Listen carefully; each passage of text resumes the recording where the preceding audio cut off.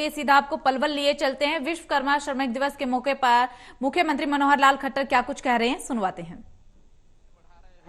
और उन्होंने हरियाणा के विषयों पर इन 6 सालों में अपनी पीएचडी भी प्राप्त की है। उस पीएचडी प्राप्त करने पर मैं इनको राज नेहरू की जगह डॉक्टर राज नेहरू इस नाते से संबोधित करता हूं। आपको बहुत बहुत बधाई राज नेहरू जी। मित्रों, भाइयों बहनों, जैसा मैंने कहा, श्रमेव जयते, श्रम की विजय हो। आखिर हमने क्यों ऐसा कहा है? हम ऐसा मानते हैं कि आदिकाल में जब मनुष्य एक प्रकार से जंगल में रहता था, 2 पैरों का जानवर मात्र होता था, उस युग को आखेट युग ऐसा कहा जाता है। जब कोई संस्कृति सभ्यता नाम की चीजें नहीं होती थी, धीरे धीरे जब विकसित सृष्टि संसार ये बनना शुरू हुआ, उस समय विश्वकर्मा जी की भूमिका शुरू हुई।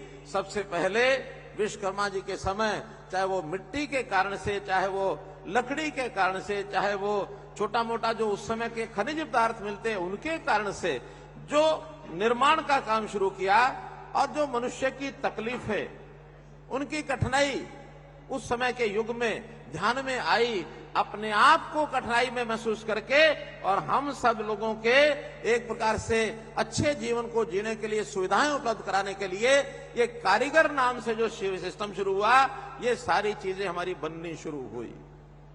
और इसके बनने का श्रेय सीधा आपको जाता है। आज भी हम कितने ही काम में लगे हैं, कोई मजदूरी करता होगा, कोई किसी फैक्ट्री में काम करता होगा, कोई कहीं ना कहीं कुशल श्रमिक के नाते होगा, कोई अर्ध कुशल श्रमिक के नाते होगा, कोई हथौड़ा पीटता होगा, कोई मिट्टी खोदता होगा, और कोई चिनाई करता होगा, कोई बार बाइंडिंग करता होगा, कोई टाइलिंग लगाता होगा, कोई मशीन पर काम करने के लिए लेथ पर काम कर रहा है। हर प्रकार के काम करते हैं। हम जो चारों तरफ अपने यहां देख रहे हैं, चाहे वो ये शेड हो, चाहे ये लाइटें हो, चाहे मेरा माइक हो, चाहे आपके हाथ में मोबाइल हो, चाहे आपके पैर में जूती हो, हर चीज श्रमिक की मेहनत के बिना बन नहीं सकता है। एक प्रकार से आज का जो आधुनिक विकास है, इसके मूल, जिसको कहना चाहिए जड़ में, अगर किसी का सबसे ज्यादा योगदान है, वो हमारे श्रमिक भाइयों का है। श्रमिक भाइयों के बिना ये प्रत्यक्ष विकास कभी संभव नहीं होता। तो मैं निश्चित रूप से आपके योगदान को सलाम करता हूं। और भगवान विश्वकर्मा, जिनको हम भगवान कहते हैं, वास्तव में जो भगवान शब्द जो बना है, ये प्राकृतिक चीजों को जोड़ करके बना है। जैसे प्राकृतिक चीजों में चीजें आती हैं, भूमि आती है, गगन आता है, वायु आती है, अग्नि होती है, नीर होता है, पानी। अब ये 5 तत्व हैं प्रकृति के, भूमि, गगन, वायु, अग्नि, नीर। और इनका सबका पहला शब्द यदि हम जोड़ लेते हैं, भूमि से भ, गगन से ग, वायु से व, अग्नि से अ, नीर से न, सब मिलाकर क्या क्या बन जाता है? ये बन जाता है भगवान।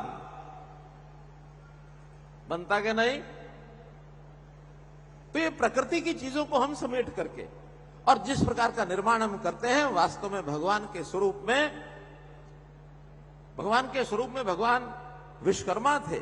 लेकिन उस काम को बढ़ाने वाले आज हम उन्हीं के स्वरूप के रूप में काम करते हैं। और वो जो रचना हमारे यहाँ है, इस रचना को हम प्राकृतिक रचना से कम नहीं मानते हैं। इसलिए हम जो सबकी मदद करते हैं, हमारी भी अपेक्षा है सरकार से कि सरकार उसको पूरा करे। इस प्रकार के काम करने के लिए हमने हरियाणा में बहुत सी ऐसी योजनाएं बनाई हैं, और योजनाओं के माध्यम से हमारा जो श्रमिक है, इस श्रमिक को इस प्रकार से आगे बढ़ने के लिए अवसर मिले।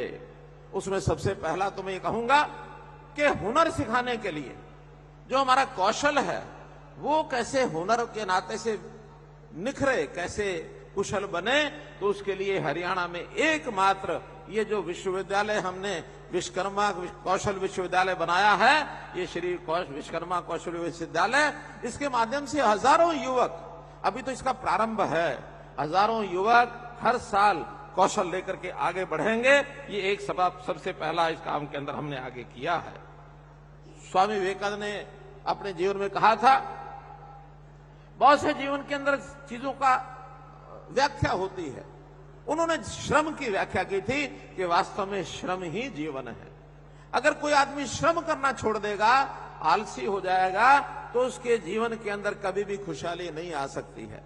हम हर प्रकार के श्रम करके आगे बढ़ते हैं और जिसके कारण से न केवल हमारा अपना भला व्यक्तिगत होता है, हम परिवार तो पालते ही हैं, लेकिन परिवार पालने के साथ साथ हम प्रदेश और देश इसको कैसे आगे बढ़ाते हैं, इसके नाते हमारा जो योगदान है। हम जानते हैं कि देश अपना आजाद हुआ था सन 1947 में। देश के प्रधानमंत्री जी ने कल्पना रखी है कि आजादी के जब 100 साल हो जाएंगे 2047 तक, ये भारत देश दुनिया की एक ताकत बनकर के उभरेगा। आज दुनिया में हम 5वें स्थान पर हैं दुनिया में, लेकिन 47 आते आते अर्थात अगला ये जो 25 साल का कार्यकाल जो पिछले साल 2022 में उन्होंने घोषणा की थी कि 25 साल का कार्यकाल ये हमारा अमृत काल रहेगा, और ये अमृत काल प्रारंभ हो चुका है। इस अमृत काल के प्रारंभ होने में हम एक एक कदम आगे बढ़ते बढ़ते 2047 के अंदर ये देश दुनिया की ताकतों में तीसरे स्थान पर पहुंच जाएगा। मेरे मित्रों, भाइयों बहनों, तीसरे स्थान पर दुनिया की एक बड़ी ताकत ये बनने वाला है। हम किस प्रकार से आगे बढ़ रहे हैं, एक एक बात, हमारी आर्थिक स्थिति, हमारी औद्योगिक विकास, हमारा इंफ्रास्ट्रक्चर विकास किस प्रकार से बढ़ रहा है, ये पिछले 8-9 सालों में हमने देखा होगा कि आज दुनिया के जो विकसित देश हैं उस गति के साथ हम आगे बढ़ रहे हैं, और उसमें बहुत बड़ा योगदान हमारे इन श्रमिक